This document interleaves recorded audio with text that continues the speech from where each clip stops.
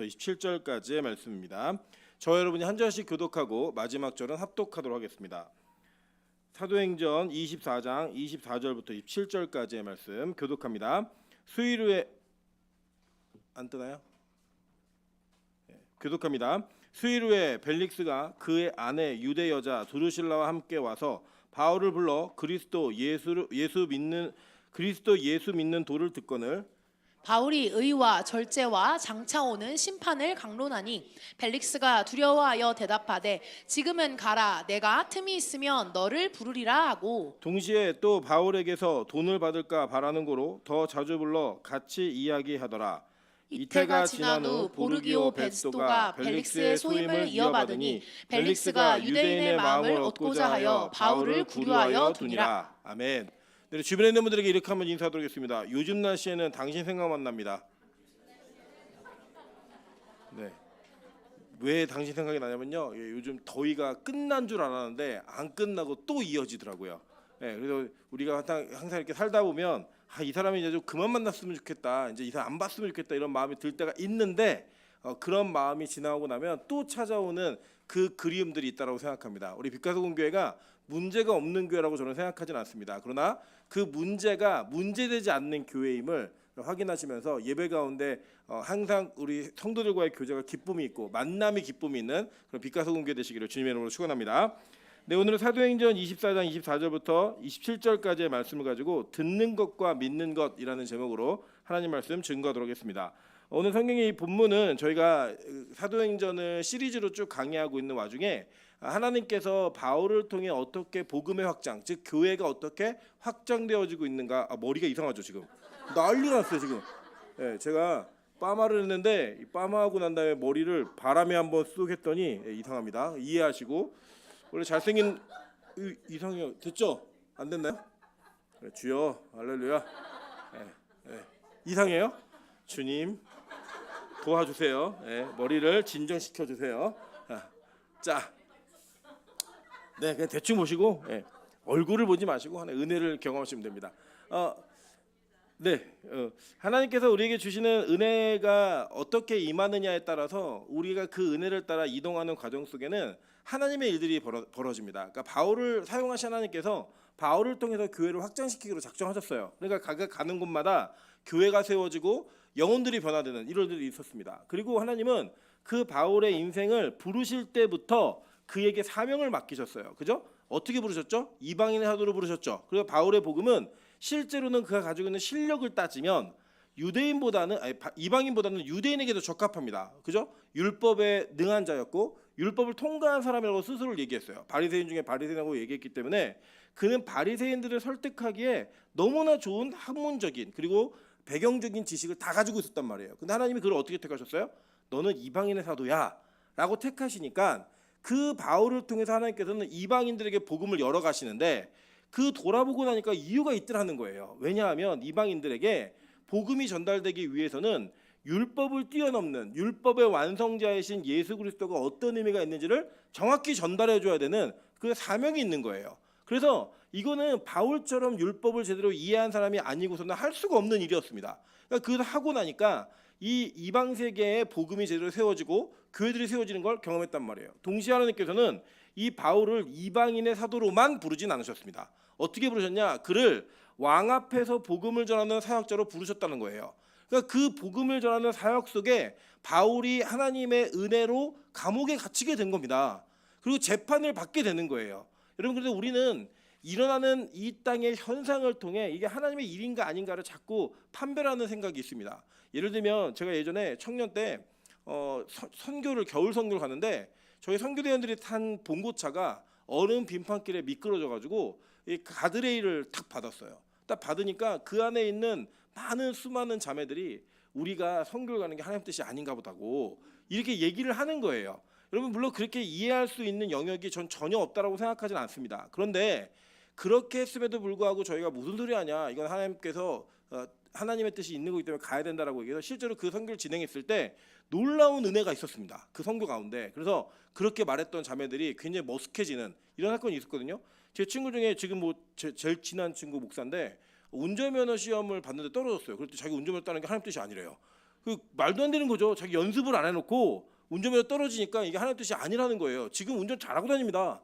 그래서 제가 가끔 얘기해요. 하나님 뜻 아니라면 왜 운전하고 다니냐고, 마귀의 종이냐고 막 물어보면 굉장히 민망해하는 이런 일들이 벌어지고 있어요. 그러니까 우리가 어떤 상황이 딱 벌어졌을 때, 아, 이 사건이 이 세상에서 사람들이 좋아하는 건가 아닌가, 이걸로다가 하나님 뜻이 아니라 판별하시면 안 된다라는 거예요. 여러분, 하나님은요, 때로는 우리의 신앙을 위해 우리의 삶 가운데 고난이라고 하는 그 고난을 허락하실 때도 있고요, 우리가 감당하지 못할 역경을 주실 때도 있어요. 그런데 그걸 통해서 하나님 원하시는 건 뭐냐?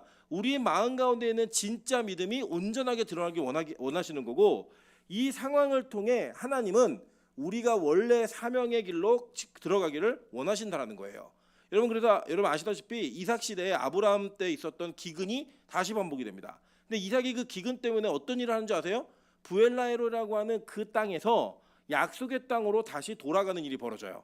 그러니까 그에게 기근은 하나님께서 재앙을 주신 게 아니라 원래의 자리로 돌아오게 만드는 하나님의 계획이었던 거예요. 여러분, 근데 우리 인생에는요, 우리가 가늠할 수 없는 하나님의 깊은 뜻이 우리 인생 곳곳에 다 묻어나고 있습니다. 때로는 이해가 안 갈 때가 있거든요. 왜 나에게 이런 일이 벌어지지? 왜 우리 가정에, 우리 상황 속에, 우리 교회에 이런 일이 벌어졌을까라는 생각들을 하실 때마다 하나님의 뜻이 있겠구나라고 기다리다 보면 반드시 그 뜻을 알게 된다는 거예요. 여러분, 그래서 바울은 정말 감옥에 갇혀 있고 이리저리 끌려다니고 있는데 절대 그게 두렵지가 않은 거예요. 왜요? 자기 사명이 지금 실현되고 있는 겁니다. 이방인의 사역자로 열심히 교회를 세우러 다닐 때는 만나지 못했던 왕들을 지금 만나고 있는 거예요. 그리고 그게 바로 하나님께서 그에게 원하셨던 뜻이고, 그 원하시는 뜻이 이루어지기 위해서는 반드시 어떻게 돼야 된다? 감옥에 갇혀야 된다. 우리 옆 사람에게 한번 인사하겠습니다. 빛과 소금교에 있는 건 하나님 뜻이 이루어지고 있는 겁니다. 아니라고 생각하세요? 네, 여러분 잘 기억하세요. 우리는 원래 오늘도 이제 제가 그 김민정 간사하고 정혜진 자매하고 만나가지고 이제 여러 가지 교회 미래에 대한 일들 쭉 얘기하면서 무슨 얘기했냐면, 만약에 우리 교회가 5년 전으로 돌아가면 김민정 간사가 자기는 임철 목사님을 서류 심사 탈락시킬 거라는 거예요. 예, 매일 예배 드리는 게 너무 힘들어서 탈락시킬 거라는 거예요. 그리고 자기도 필리핀 가고 싶다는 거예요. 그때 정혜진 자매 뭐라 그러냐면, 필리핀은 매일 새벽 기도를 1시간 반을 한대요. 영어로 매일 필리핀에서 1시간 반 예배를 드릴 건지, 아니면 한국에서 매일 1시간 반 저녁 예배를 드릴 건지 결정하라고 지금 고민하고 있습니다. 기대해 주시고, 이게 자기는 왜 내 인생에 이런 일이 벌어졌는지 모르는 거예요. 왜 내가 여기 앉아 있지? 왜 내가 여기 이 교회에서 예배를 드리고 있지? 내가 왜 여기에서 말씀을 들으며 살고 있지? 이해가 안 갈 때가 있단 말이에요. 근데 돌아보고 나면, 아, 하나님이 나를 이렇게 부르셨고 계획하셔서 이 자리에서 예배하고 있구나라는 걸 깨닫는 순간 모든 것이 다 은혜가 된다는 거예요. 저는 우리 빛과 소금 교회에 그런 은혜가 깨달아지는 여러 사건들이 있기를 주님의 이름으로 축원합니다. 자, 오늘 본문에 보시면 그런 가운데 바울이 이 벨릭스의 아내 드루실라와 함께 있는 그 상황 속에서 신문을 받고 여러 가지 이야기를 나누는 장면이 나와요. 여러분 지난번에 아시겠지만 이 벨릭스는 바울에게 죄가 없다는 걸 알았어요. 그죠? 그래서 백부장에게 뭐라고 명령했냐면, 야, 이 바울을 지키지만 그를 자유를 주고 마음껏 친구들을 만나게 해줘라고 얘기했단 말이에요. 그런 다음에 이 벨릭스는 자기의 아내인 유대 여자 드루실라예요. 이 드루실라는 실제 이제 헤롯 아그리파 1세의 딸이에요. 여러 족보가 있는데 지금 설명드려도 먼 나라 이야기 여러분 큰 은혜가 안 되십니다. 이거는 좀 중간기로 공부하셔야 들어오는 내용이라서. 근데 이 여자는 원래는 그 전승에 의하면 굉장히 미모가 뛰어났다고 해요. 그래서 원래 결혼하기로 한 사람이 할례를 받지 않았기 때문에 파혼을 해버리고, 할례 받는 사람과 결혼하겠다 해서 결혼한 남자가 벨릭스예요.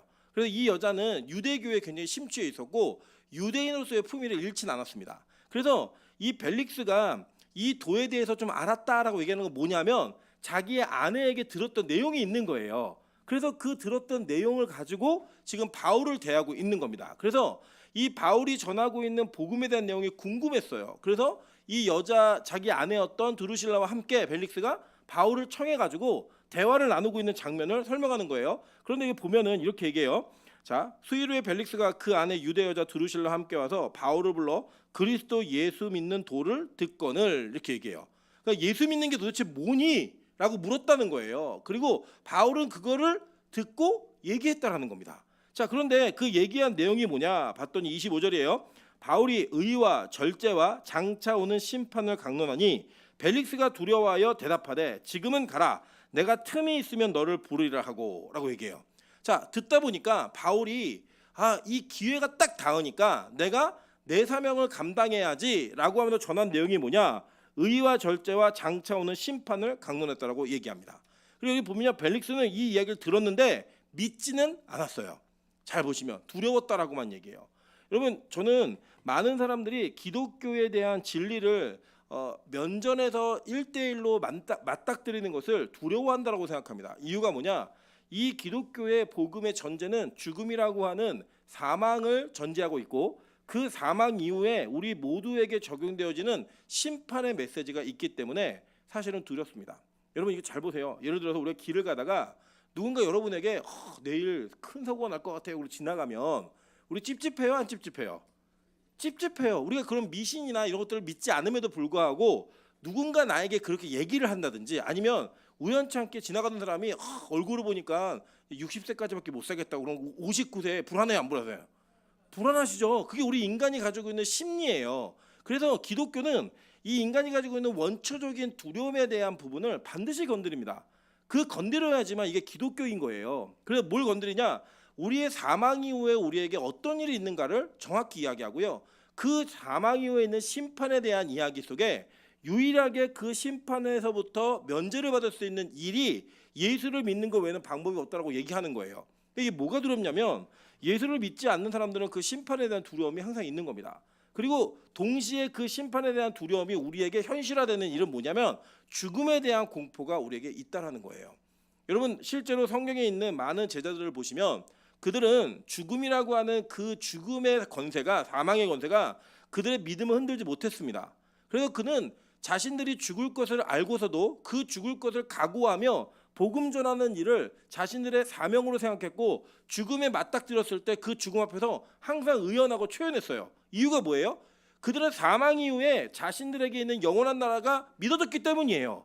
그게 있으니까 죽음이 두렵지 않은 겁니다. 기독교는 본질적으로 죄로 인해 생겨진 사망의 문제를 완벽하게 뛰어넘는 은혜를 우리가 경험하게 되는 겁니다.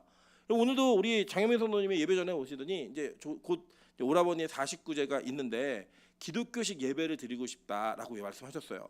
그렇게 해도 되는 거죠? 우리 제가 이렇게 대답했습니다. 우리가 세상에서 얘기하는 것처럼 영혼을 달래주고 잘 좋은 데로 가길 원하고 이래서 드리는 예배는 드리시면 안 됩니다. 그런데 기독교적 마인드를 가지고 가족끼리 모여서 돌아가신 아버지와 오라버니를 놓고 함께 추모하며 같이 그 은혜를 나누는 것들, 그동안 무슨 일이 있었는지, 어떠한 사건 속에서 뭘 깨달았는지, 이걸 나누는 것들을 하시는 건 너무나 좋은 일입니다. 그래서 그렇게 말씀드렸어요. 우리는 이 땅에 정해진 예법이 있거든요. 그거는 그냥 나라에서 정한 거고 문화권에서 정한 거예요. 우리나라하고 필리핀이 똑같이 장례문화를 치르지 않아요. 우리나라하고 유럽이나 아프리카가 똑같이 치르지 않습니다. 여러분, 가끔 동영상에 아프리카 장례식 한번 쳐보세요. 관을 들고 막 춤추면서 나가요. 예, 우리나라에서 그런 일이 벌어지면 어떻게 하겠어요? 누구 돌아가셨는데 그 관을 들고 막 청년들이 춤추면서 나가면 미친 사람들이라고 얘기하죠. 그건 문화의 차이예요, 문화의 차이.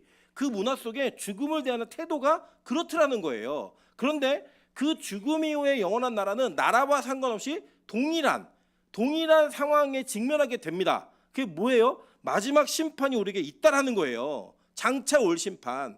그 심판을 대면하며 어떻게 해야 이 심판에서 무죄를 선고받을 수 있는가? 그 방법을 알려줄 수 있는 유일한 게 바로 예수 그리스도. 그 도에는 어떤 것도 없다라는 거예요.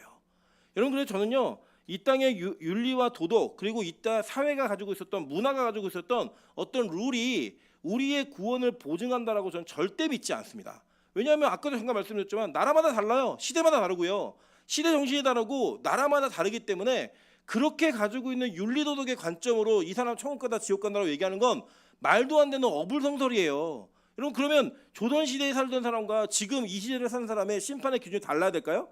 아프리카에 사는 사람과 우리나라에 사는 사람의 심판의 기준이 달라야 돼요? 아니에요. 심판의 기준은 동일해야 합니다. 시대를 막론하고 역사를 막론하고 동일해야 하기 때문에 그 동일한 역사 속에 우리가 유일하게 구원 얻을 수 있는 방법이 뭐냐? 예수 외에는 그 어떤 것도 없다라는 거예요.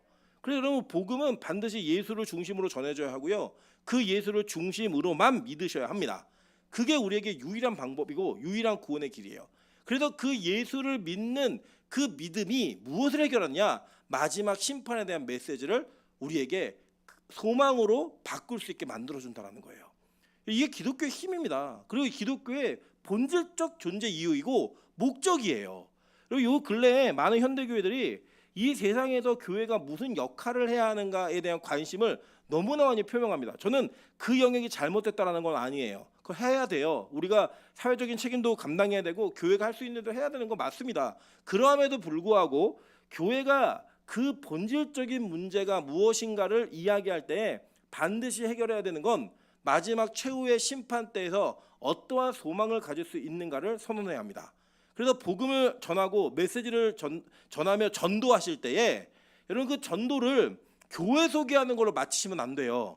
대부분 보면 교회를 전도한다라고 얘기하면 전도를 성공했다라는 표현을 어떤 결과로 인해 표현하기 시작하냐면 그 사람이 교회에 정착을 한다든지 등록을 한다든지 교회에 나오면 전도했다라고 우리는 보통 얘기를 해요. 여러분 착각하지 마십시오. 그건 전도 아니에요. 진짜 전도는 뭐냐? 그들에게 이 마지막 최후의 심판의 메시지를 전하는 게 전도입니다. 실제로 복음은 그렇게 설명을 하고 있어요. 요한복음 3장 16절부터 18절입니다. 하나님이 세상을 이처럼 사랑하사 독생자를 주셨으니 이는 그를 믿는 자마다 멸망하지 않고 영생을 얻게 하려 하심이라. 하나님이 그 아들을 세상에 보내신 것은 세상을 심판을 하심이 아니요 그로 말미암아 세상이 구원을 받게 하려 하심이라. 그를 믿는 자는 심판을 받지 아니하는 것이요 믿지 아니하는 자는 하나님의 독생자의 이름을 믿지 아니하므로 벌써 심판을 받은 것이니라 라고 얘기를 해요. 그러니까 예수님이 이 땅에 오신 목적이 우리가 맨 마지막 18절을 빼고 대부분 암송하고 계시거든요. 그래서 마치 예수님이 오셔가지고 너희를 심판하러 오신 게 아니고 너희를 사랑해서 오신 거야 이렇게 얘기하는 걸로 이 메시지를 해석하시는데 정말 잘못 해석하시는 거예요. 뒤에 보면 무슨 말이 붙어있냐면 이미 믿지 않는 자들은 심판 받았다는 거예요. 그러니까 그 심판이 이미 이루어졌고 그 심판이 이미 유효하게 너에게 나타나고 있기 때문에 내가 예수님이 이 땅에 오신 것은 너희를 심판하러 온 것이 아니라 이미 심판받은 자 심판 받았고 구원할 자를 건지러 온 거야. 이 얘기를 하시는 거예요. 그러니까 이 심판의 메시지는 기독교의 메시지에서 빠질 수가 없는 메시지인 거예요. 예수님이 그렇게 말씀하셨으니까. 그래서 볼까요? 사도행전 17장 30절부터 34절입니다. 알지 못하던 시대는 하나님이 간과하셨거니와 이제는 어디든지 사람에게 다 명하사 회개하라 하셨으니 이는 정하신 사람으로 하여금 천하를 공의로 심판할 날을 작정하시고 이에 그를 죽은 자 가운데서 다시 살리신 것으로 모든 사람에게 믿을 만한 증거를 주셨음이니라. 아니라 그들이 죽은 자의 부활을 듣고 어떤 사람은 조롱하고 어떤 사람은 그 일에 대하여 내 말을 다시 듣겠다 하니 이에 바울이 그들 가운데서 떠나매 몇 사람이 그를 가까이 믿으니 그 중에는 아레오바고 관리 디오누시오와 다말이라는 여자와 또 다른 사람들도 있었더라라고 얘기해요. 자, 그러니까 뭐냐면 복음 전하는 내용 속에는 반드시 뭐가 포함되어야 되느냐? 마지막 때 심판에 대한 메시지가 포함되어야 되는 거예요. 여러분 그래서 최후의 종말은 기독교의 핵심 메시지입니다. 전도를 했다라고 얘기한다면 왜 당신이 예수를 믿어야 하는가에 대한 이야기를 할 때에 예수 믿으면 복 받습니다. 잘 됩니다. 일이 해결됩니다가 아니고요. 마지막 심판 때에 여러분 구원받을 수 있습니다. 라고 하는 메시지를 정확히 전달해야 된다는 거예요. 바울은 두려워하지 않고 왕이든 그 상대가 누구이든 간에 이 메시지를 전달했습니다. 어느 정도로 전달했느냐? 그 사람이 그 메시지를 듣고 두려워하였다라고 이야기합니다. 실제로 뭐 조나단 에드워드의 뭐 설교 같은 걸 보면요, 막 지옥에 대한 설교할 때 얼마나 리얼하게, 얼마나 열정적으로 설교를 하나, 그 설교를 들은 사람들이 땅바닥에서 벌벌벌 떨면서 기었다라고 얘기해요. 여러분 복음의 메시지는 우리에게 좋은 일이 일어날 겁니다라는 걸 전하는 게 아니에요. 우리가 마지막 심판대 앞에 반드시 설 것입니다. 그리고 저와 여러분은 그 심판대 앞에서 예수를 믿는 그 의 때문에만 구원을 얻습니다. 라는 걸 전하는 게 전도라고요. 여러분 그래서 우리의 복음을 전하는 그 핵심 속에는 반드시 이 내용이 담겨져 있어야 합니다. 로마서 2장 5절부터 8절 한번 볼게요. 다만 내 고집과 회개하지 아니한 마음을 따라 진노의 날 곧 하나님의 의로우신 심판이 나타나는 그날에 임할 진노를 내게 쌓는도다. 하나님께서 각 사람에게 그 행한 대로 보응하시되 참고 선을 행하며 영광과 존귀와 썩지 아니함을 구하는 자에게는 영생으로 하시고 오직 당을 지어 진리를 따르지 아니하고 불의를 따르는 자에게는 진리와 분노로 하시리라 라고 얘기해요. 여러분 우리 하나님은 심판하시는 하나님이십니다. 다시 오시는 재림주 역시 심판주로 오십니다. 그 메시지를 잊지 않으셔야 된다는 거예요.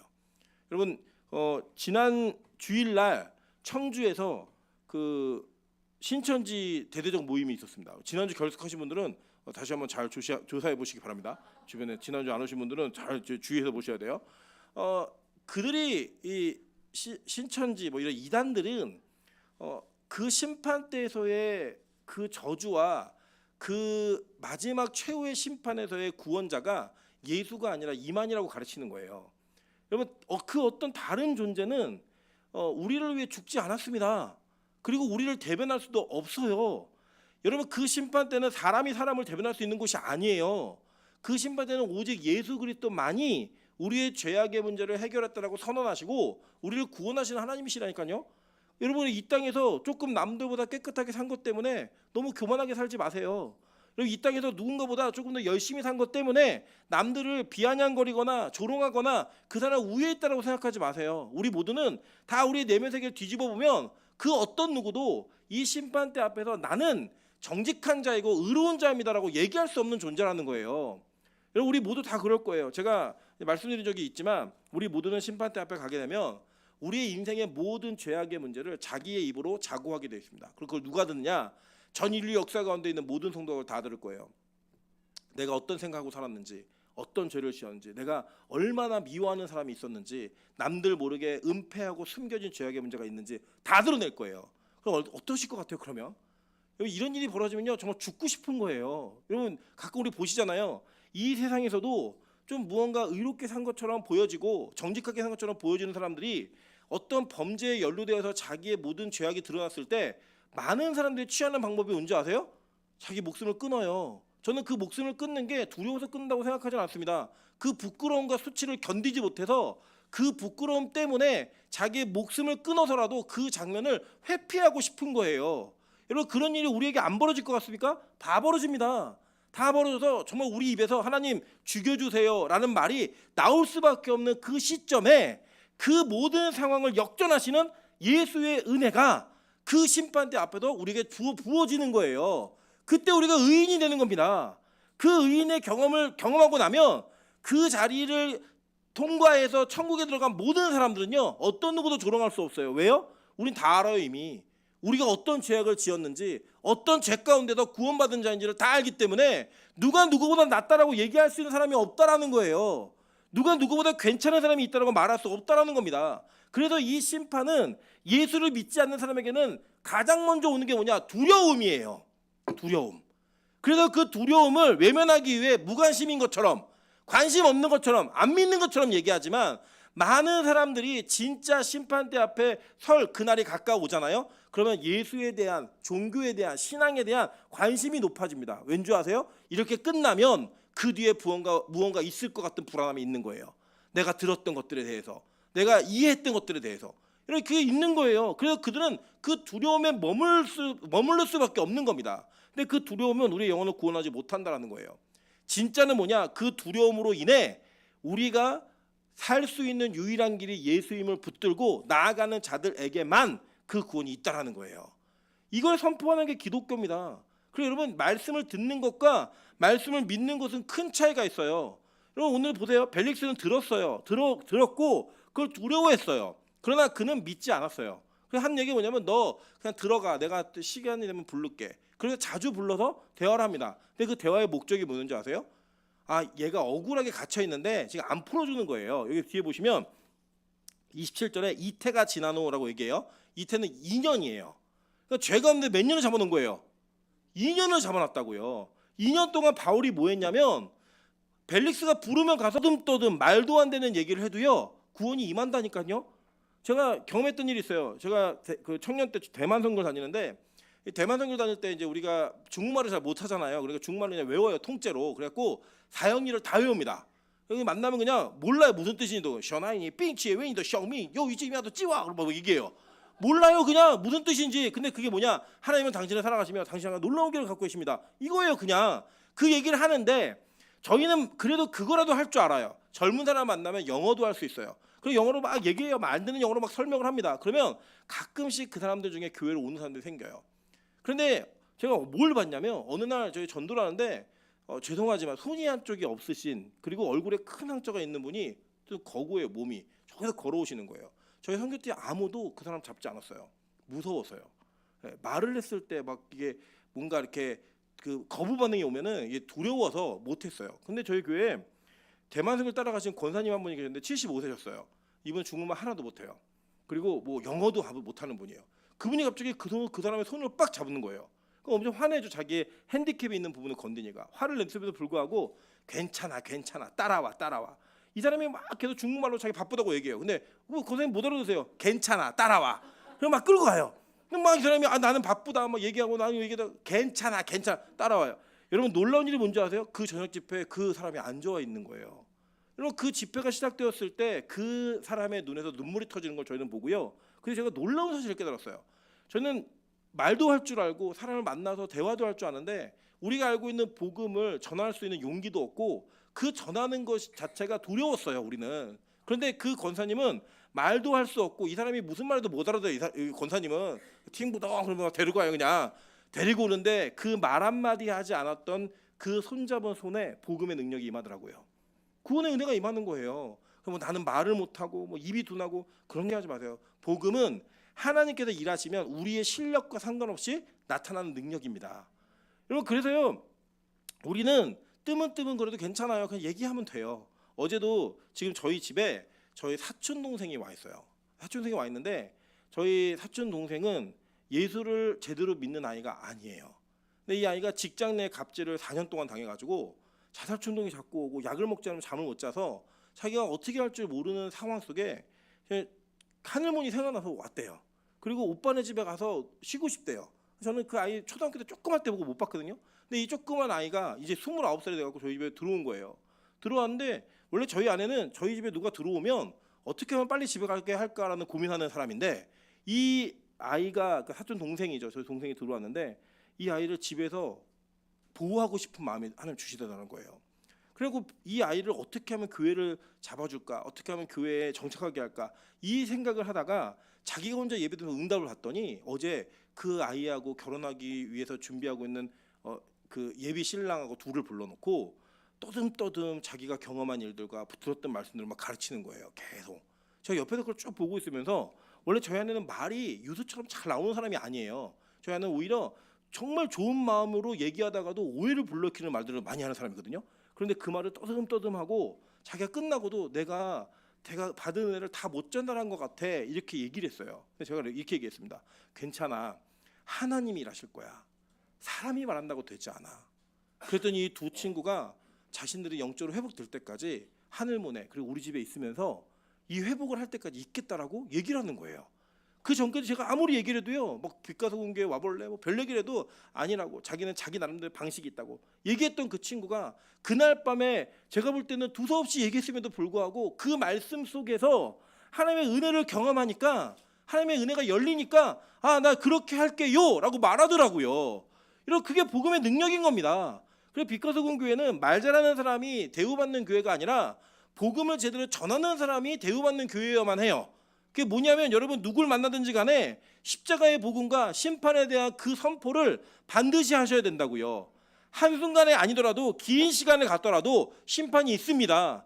그 심판에서 유일한 면제는 예수 아니고서 할 수가 없습니다. 라는 메시지를 전하는 게 전도라고요. 그 후에 그 사람이 오느냐 안 오느냐 이거 하나님의 손에 달려있는 거지 여러분 손에 맡겨있는 게 아니에요. 제가 이거를 알고 나서부터는 설교에서 자유로워졌습니다. 뭐가 자유로워졌냐면 사람에게 어떻게 잘 들리게 할까 이런 말이 없어졌어요. 뭐냐? 하나님 눈치만 보자. 하나님이 기뻐하시는 말만 외치자. 그럼 된다라고 생각합니다. 전 지금도 그렇게 살고 있고 앞으로도 그렇게 살 것 같아요. 여러분 그렇게 살게 되면 우리 교회 안에 일어나는 일들 모두는 다 누가 하신 거예요? 하나님이 하신 거라고요. 저는 그걸 믿어요. 그래서 우리 교회 지금 우리 장현민 선생님은 저한테 뭐라고 계시냐면 자기 창세기 얘기를 들으면 잘 안 믿어진대요. 근데 우리 교회 나오시는 게 좀 이해가 안 되는 거예요. 우리 교회에서는 그걸 그냥 설명을 하는데 그 설명이 남들에게 설득력 있게 전달되지 않는 거예요. 이게. 그런데 그 예배 가운데 있으신 이유가 뭐냐? 하나님의 그 영혼을 붙들고 계신 거예요. 저는 그 말씀이 들려지는 순간 믿음으로 연결된다고 믿습니다. 그러니까 귀로 듣는 것과 마음으로 듣는 것은 다른 거예요. 그래서 제가 그랬어요. 저희 아내한테 좀 가서 대화를 나누시라고. 그냥 저희 아내도 맨날 못 믿어가지고 그거 진짜 맞아? 정말 그런 일이 있었어? 맨날 물어요. 저한테도 재작년인가 물어보냐면 진짜 부활을 믿니 저보고. 사모가 목사한테. 그래서 그랬어요. 그럼 그거 안 믿으면 이거 어떻게 전하냐고. 나 진짜 믿어 라고 얘기했더니 저희 아내가 막 울더라고요. 자기는 가끔씩 안 믿어질 때가 있대요. 근데 그 안 믿어질 때마다 믿는 당신을 보면 진짜 있는 것 같긴 하다고 이 얘기를 해요. 여러분 적어도 우리는 그런 인생을 살아야 되는 거예요. 여러분 이 벨릭스하고 두루실라가 어땠겠어요? 바울을 부르기만 맨날 이런 얘기를 하는 거예요. 천국 얘기하고 죽음 이후에 심판 얘기를 하고 예수 그리스도의 십자가로 면제받는 얘기를 하고 막 얘기를 하니까 저는 저 정도로 얘기할 정도면 이거 정말 진짜 믿는 건데, 저 정도로 얘기할 정도면 저거 진짜인데, 이런 이야기가 여러분과 여러분 주변에도 들려줘야 될 거 아니에요. 이번 명절 때도 여러분 친척들 만나실 때 어떻게 하면 친척들이 기뻐하고 평안함을 누릴까를 고민하지 마시고요, 내가 어떻게 하면 가족들에게 그리스도인으로 인정받을 수 있을까를 고민하세요. 그 고민하시면 내 입에서 나가는 말이 우리 딸이 어떤 대학을 붙었는지, 어떤 집에 시집을 가고 장가를 가는지 이런 얘기를 하는 게 아니라 내가 어떻게 예수를 믿고 있고 그 믿음으로 어떻게 살고 있는지를 고백할 수가 있다고요. 여러분 명절이 지나고 나면 많은 가족에 불화가 생깁니다. 뭐 누가 일을 더 했나 덜 했나, 누가 일찍 왔나 늦게 왔나, 누가 용돈을 더 들었나 덜 들었냐, 누구 자식 자랑하다가 나 기분 나빠서 집에 간다, 이런 얘기도 너무 많잖아요. 그때 우리 초연하게 그곳에서 복음을 전하시자고요. 나는 왜 늦게 왔어? 나 예배 드리고 왔어. 왜 예배를 드려? 심판이 있거든. 재림이 언제 있을지 모르는데 예배 안 드리고 어딜 모여? 이렇게 얘기할 수 있는 적어도 그 정도의 장로님 권사님도 되셔야죠. 그 정도의 성도는 돼야죠.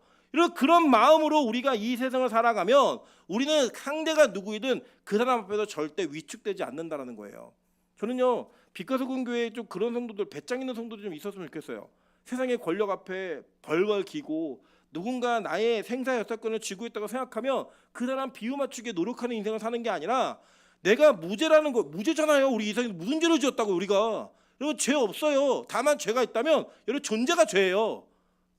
무섭죠 이게 무슨 말인지. 그래서 그 죄의 문제를 해결하는 딱 하나 유일한 방법이 뭐냐? 예수 믿는 거라고요. 그 예수 믿고 내가 구원받고 나니까 내가 그 의인의 자격으로서 뭐 하는 거예요? 너희도 의인돼 라고 예수 전하는 거예요. 그러니까 세상에 우리를 미쳤다고 얘기해도 세상에 여러분 안 좋아해요. 복음 전하면. 누가 그래 복음 전하면 좋아한다고. 그런 얘기 하지 마세요. 교회가 진짜 교회 사명을 감당하면요, 교회는 조롱받습니다. 비난받아요. 여러분 이번 주도 한번 실험해 보세요. 이번 명절 때 믿지 않는 친척에게 예수의 부활과 재림과 다시 오심 속에서 받는 심판을 얘기해 보시라고요. 뭐라고 얘기하나? 광신자 됐네, 적당히 믿어, 너 미친 거 아니야? 이렇게 얘기 들어요. 100% 듣는다고요. 여러분 근데 그 메시지는 우리가 포기할 수 없는 기독교의 핵심 진리잖아요. 그거는 바울이 어떤 소리를 들어도 나중에 보시면 다음번에는 너 미쳤어, 네 많은 학문이 널 미치겠다라고 얘기해요. 그렇게 얘기를 들을 정도로 복음을 전한다고요. 그 정도의 복음의 마인드가 없으면 이 세상에 이 시류와 물결 속에서 여러분 절대 헤어나올 수가 없어요. 막 명절에 너무 기분 내지 마시고, 명절 속에서 내가 잠시 권사인 걸 잊어야지, 내가 잠시 장로인 걸 잊어야지, 내가 목사인 걸 잊어야지, 이렇게 섞여서 그냥 세상에 흘러가는 그대로 살지 마시라고요. 그럼 복음은요 우리에게 들은 사람과 믿는 사람들이 무엇이 다른가를 보여줄 수 있는 확실한 기준점을 제시해요. 저는 우리 빛과소금 교회가 믿는 교회 되기를 소망합니다. 그럼 이 벨릭스는요 복음을 듣는 자리에서 자신의 유익을 구했어요. 뭘 구했냐? 돈을 받기를 원했어요. 그래서 어떤 일이 벌어져요? 그에겐 믿음이 들어가지 않는 거예요. 여러분 세상에서 여러분이 예수를 믿는 것 때문에 대단한 사건이 벌어질 거라고 절대 생각하지 마세요. 그냥 내가 예수 믿는 건 나의 영혼이 구원받는 것이고 그 영혼 구원받는 건 이 세상 어떤 가치로도 바꿀 수 없다. 요거 하나만 딱 가지시면 여러분 절대 기독교, 즉 여러분의 신앙을 세상의 도구로 사용하지 않아요. 절대 그렇지 않아요. 여러분 한국 교회는 기독교 신앙을, 우리가 믿는 믿음을 세상의 유익을 얻는 도구로 사용하는 방법들을 많이 가르쳤습니다. 그래서 뭘 가르쳤느냐? 헌금하면 많이 하면 복 받는다. 열심히 기도하면 이루어진다. 너는 뭘 원하든 무언가 열심히 충성하고 봉사하면 하나님 반드시 그거를 네가 원하는 것으로 갚아주신다. 그런 일 없습니다. 성경에 그렇게 얘기 안 했어요. 여러분 그래서 어떤 일이 벌어졌냐면요, 대형 교회에서 많은 사람들이 장사를 하면 대형 교회에다가 헌금을 할 때 자기 상호 이름을 씁니다. 정육점을 운영하시는 분이 뭐라고 헌금하냐면 가나안 정육점, 그렇게 헌금해요. 자기 이름 쓰지 않고요. 이유가 뭐예요? 홍보예요. 와, 우리 교회 가나안 정육 다니는 성도가 있지, 그 사람에게 가서 고기를 살 수 있겠다. 그래서 투자하는 거예요. 10,000원짜리 헌금 넣으면서 가나안 정육점. 이게 진짜 옳은 일일까요? 근데 한국교회 그걸 가르쳤다니까요. 그렇게 헌금하면 하나님 복이 온다고. 여러분 성경은 이렇게 얘기해요. 디모데전서 6장 10절입니다. 돈을 사랑함이 일만하게 뿌리가 되나니 이것을 탐내는 자들은 미혹을 받아 믿음에서 떠나 많은 근심으로써 자기를 찔렀도다라고 얘기해요. 실제 적용된 사람들이 있었어요. 요한복음 12장 4절부터 6절입니다. 제자 중 하나로서 예수를 잡아줄 가룟 유다가 말하되 이 향료를 어찌하여 300데나리온에 팔아 가난한 자들에게 주지 아니하였느냐 하니 이렇게 말함은 가난한 자들을 생각함이 아니요 그는 도둑이라 돈꾀를 맞고 거기 있는 것을 훔쳐 감이러라라고 얘기해요. 예수의 제자였는데 돈에 손댔어요. 공금에 손을 댔다고요. 계속. 그리고 예수님께 300데나리온에 되는 향유옥합을 깨서 예수님 발을 씻기니까 야 그거 팔아서 가난한 자에게 나눠주지 왜 그걸 깨다가 예수님 발에 부어버려 얘기했어요. 이 유다의 가룟 유다의 입장에서는요 300데나리온의 향유가 예수의 발에 부어지는 건 아까운 거였다고요. 그랬기 때문에 이 가룟 유다는 예수를 얼마에 판지 아세요? 은 30에 파는 거예요. 예수는 은 30 이상 가치가 아닌데 그걸 팔아버려요 그냥. 그리고 이 300데나리온을 들인 여자는 멍청한 여자인 거예요. 이 사람 기준에서. 그렇게 얘기했다고요. 왜요? 그는 자신이 예수를 통해 어떤 유익을 누릴 거라고 생각했어요. 그리고 어떤 유익이었어요? 공금이 들어오면 관리를 했단 말이에요. 거기서 쓱쓱 자기에게 돈을 가져가는 일들을 했다고요. 그 일을 하니까 예수를 나중에는 팔다 어떻게 파는 거예요? 목숨을 팔아버리는 거예요. 은 30냥에. 그게 여러분 망한 사람들의 모습이에요. 절대 여러분 이 신앙과 예수를 여러분이 이 땅에서 얻을 수 있는 물질적인 가치로 환산하지 마십시오. 내가 예수 믿으면 뭐가 생기고 그런 얘기 하지 마세요. 그냥 우리가 구원받는 거 하나면 되잖아요. 진짜 그거 딱 하나면 여러분 만족 못 하시겠어요? 여러분 만약에 한번 생각해 보실까요? 여러분 진짜 병이 들어서 병원에서 여러분 죽습니다. 절대 낫지 못합니다라고 얘기할 때 여러분 가진 게 뭐가 의미가 있으시겠어요? 사는 집, 차, 뭐 돈 뭐가 의미가 있으시겠어요? 아무 의미 없잖아요.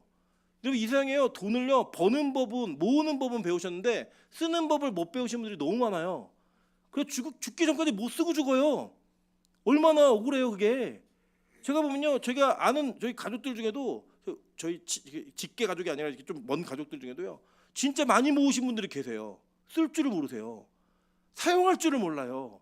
여러분 돈은요 사랑하는 대상이 아니고요 돈은요 사용하는 대상입니다. 돈은 사랑할 대상이 아니고 사용하는 대상이라고요. 돈을 얼마나 잘 쓰느냐가 여러분의 사명을 잘 감당하느냐의 영역이에요. 여러분 필요 이상의 자산을 모아서 그걸 보고 기뻐하시는 분들이 계시다면 회개하셔야 돼요. 돈을 사랑하니까 그거를 모아놓고 있는 거예요. 계속 내가 맡겨주었으면 하나님 이걸 어떻게 쓸까요? 어떻게 하나님의 나라를 위해 사용할까요?를 고민하셔야 돼요. 그럼 빛가서 공교회는 거대한 금액이 우리가 주어진다 하더라도 절대 그것을 쌓아놓는 교회가 되지 않을 겁니다. 여러분 어떤 대형 교회에 재정을 보시는 분이 저한테 이런 얘기 하시더라고요. 자기네 교회는 통장에 600억이 쌓여있대요. 되게 부럽더라고요. 우리 반만 빌려주지 뭐 이런 생각 들고 잠깐 대여해주지 뭐 이런 생각 들어요. 근데 제가 그 얘기 듣고 돌아오면서 정말 저게 교회가 맞을까? 라는 고민이 들었어요. 600억을 쌓아놓고 아무 일을 하지 않는 교회가 진짜 교회가 맞을까? 여러분 하나님이 저에게 우리 교회에게 저는 600억을 주신다 그러면 어디에다 쓸까를 엄청 고민할 것 같아요. 그럼 만약에 나중에 우리 교회 하나님 물질을 맡기셔도요 어디다 사용할까를 고민하세요. 얼마를 모을까를 고민하지 마시고 우리가 먼저 살아야지. 교회가 언제 그랬어요? 교회는 자신의 것들을 팔아 가난한 자에게 나누어주고 교회 안에 가난한 자들이 얻게 만드는 게 교회의 모습이어서 놀랬다고 해요. 이 시대 사람들이 쟤네 봐라 쟤네 미쳤네. 왜 자기의 자산을 팔아서 가난한 자에게 나누어주지? 그런 일이 가능해? 그런 일 할 수 있는 거야? 왜 노예를 위해서 주인이 희생을 하지? 이런 일은 불가능한 거잖아. 그게 교회였다고요. 그런데 이 벨릭스는 이 복음을 들으면서도 어떻게 하면 저 사람이 돈을 뽑아낼까 이걸 고민했어요. 여러분 그래서 제가 말씀드리잖아요. 교회는 부자건 가난한 자건 어려운 사람이건 사회적 위치가 있건 없건 그 모든 여부에 불구하고 모두가 다 존중받아야 되는 곳이에요. 모두가 다 사랑받아야 되는 곳이에요. 모두가 함께 해야 되는 공동체인 거예요. 제가 오늘 너무나 나쁘끄러운 이야기를 들었어요. 우리 혜진자매가 그 몇 달 동안 필리핀에 가 있었잖아요. 가 있었는데 필리핀과 대화하다 보면 그 사람들이 말하는 내용들이 너무나 뼈아픈 내용들을 들었어요. 뭐냐? 한국에서 선교팀이 오면 선교팀에 오신 권사님들, 장로님들이 필리핀 사람들, 특히 목사님들을 그렇게 무시한대요. 겸상을 하지 않는데요. 그러니까 우리는 우리끼리 먹어야 되고 너네끼리 먹어. 그리고 음식도 다르고 그 같이 오는 거를 굉장히 불쾌하게 생각한다는 거예요. 근데 그거를 필리핀 목사님들 다 느낀다는 거예요. 그래서 자기가 밥을 들고 필리핀 사람과 같이 앉으면 너 왜 여기 와서 앉아서 밥을 먹어? 이렇게 얘기한다는 거예요. 그 전에 경험이 그런 거예요. 경험이. 제가 그냥 지나가면서 들은 이야기지만 필리핀 사역자들이 임철 목사를 제일 좋아한대요. 이유가 뭐냐면 자기들을 친구처럼 대해준대요.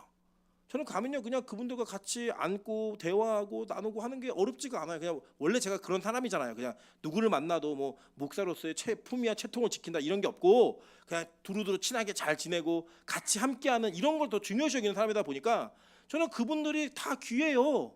그분들이 성경에 대한 질문을 물어오고 답을 달라고 얘기하면 저는 막 안 되는 영어로 막 번역해서 어떻게든 보내드려요. 왜요? 그분의 사역을 통해 건진받은 영혼들이 너무나 많으니까. 그분도 하나님 앞에 부름받은 사역자니까.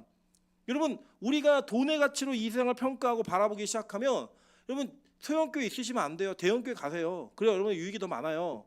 여러분 절대로 작은 공동체 안에 있지 마세요. 더 부한 공동체 안으로 들어가세요.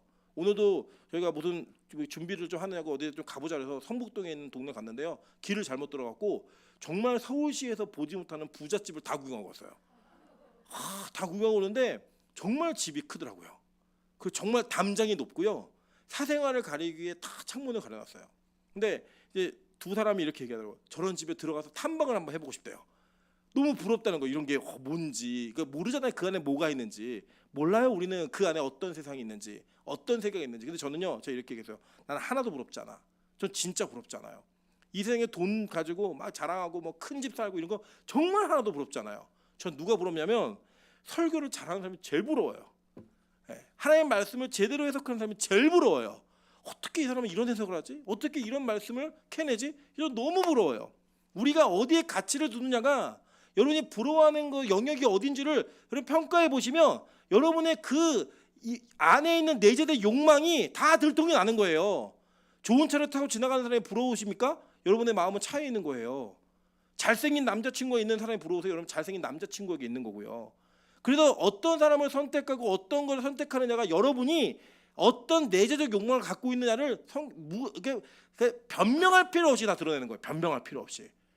여러분 저는요 우리 빛가서공교회가 진짜 복음에 관심 있는 교회이길 소망합니다. 우리 교회보다 예배를 열심히 드리는 교회가 있으면 막 열받아가지고 저 인간들 어떻게 이렇게 예배를 열심히 드리지? 이런 거를 질투하는 교회가 되길 소망합니다. 마음에 안 드시네요. 거기까지는. 막 헌금을 막 드리면 어떻게 저 사람 저렇게 많은 헌금할 수 있지? 정말 나 부럽다. 나는 그거 아직 안 되는데 이런 걸 부러워할 수 있는 은혜가 좀 있었으면 좋겠어요. 그래서 저는 진짜 꿈이 있다니까요. 다른 교회 성도들이 간증거리 나오는 게 아니고 우리 교회 성도들의 간증이 날로 날로 많아져서 타 교회가 우리 교회 간증을 좀 썼으면 좋겠어요. 우리 교회 간증을. 그래서 제가 요새 명수집도 엄청 자랑해요. 엄청 자랑해요. 거기에는 제 안에는 변화된 것에 대한 감사도 있지만 더 변화라는 격려도 있어요. 그리고 이 간증이 자꾸 이렇게 퍼져가면 어떻게 하겠어요? 그렇게 척하고 살아야죠. 그러다 보면 또 변하겠죠. 자꾸 얘기하는 거예요. 그런 간증들, 그런 은혜들이 우리 안에 자꾸 늘어나면 하나님께서 빛가서교회는 진짜 복음을 선택한 교회구나. 진짜 듣는 게 믿기 위해 듣는 거구나 라는 것들을 알 수 있게 만들어주는 은혜가 좀 있을 거라고 믿는 거예요. 저도 저를 위해 좀 많이 기도해 주세요. 제가 성경을 갖고 연구하다 보면은 그냥 성경 연구 자체가 저에게 기쁨이 되는 시간이 너무 많아요. 성경이 너무 재밌어요. 그냥 이게 자체가. 그래서 뭐 목회나 하나님의 말씀, 내가 나를 통과하는 거 이런 거에는 별로 큰 관심이 없고 어떻게 하면 이렇게 새로운 말씀이 있지? 막 이러면서 뭐 제가 혼자 막 좋아해요. 이게 뭐냐? 저의 관심이 거룩한 것으로 포장되어진 그 욕망이 막 지적 욕구가 제 안에 있는 거예요. 하나님을 아는 게 아니라 성경의 이 지식을 아는 게 저에게 큰 기쁨인 거죠. 그게 저희한테 무너져야 돼요. 어떻게 무너져야 되느냐? 이 말씀이 먼저 통과하고 그 통과된 말씀의 은혜가 흘러내려갈 수 있게 하는 거. 여러분 저는 그래야 다 들어간다고 생각해요. 여러분 복음 듣는 현장에서 여러분의 실체가 드러나길 소망합니다. 벨릭스가 돈을 좋아했던 것처럼 우리 안에 드러나는 게 있거든요. 드러나면 그 드러나는 것이 최후의 심판 때문에 무서워야 돼요. 두려워야 돼요. 그리고 나서 벨릭스에게 없었던 회개의 모습이 있어야 돼요. 내가 예수를 붙들지 않으면 안 되겠구나. 예수를 붙들어 살겠구나. 이 소망이 저와 여러분 안에 온전하게 퍼져나가기를 주님의 이름으로 축원합니다. 이참에 찬양으로 기도하며 나가도록 하겠습니다. 우리 말씀이여 날 이기소서. 여러분 성경의 말씀이 우리 이기셔야 돼요. 말씀이 우리 이겨야 우리가 우리를 제어할 수 있다니까요. 그 말씀이 우리를 이겨야 우리가 원래 살던 우리의 욕구를 다 해결할 수 있다니까요. 그 말씀이 우리가 말씀이 우리를 이겨야 우리가 주님 앞에 주님을 붙드는 모습으로 나아갈 수 있다니까요. 하나님 오늘도 이기게 하고 이기셔서 나를 이곳에 불러내신 그 하나님, 내 인생 전반을 통틀어 말씀이 나를 이겨버리는 인생이 그러면서 허락될 수 있도록 도와달라고 우리 기도하는 마음으로 찬양하며 나가도록 하겠습니다.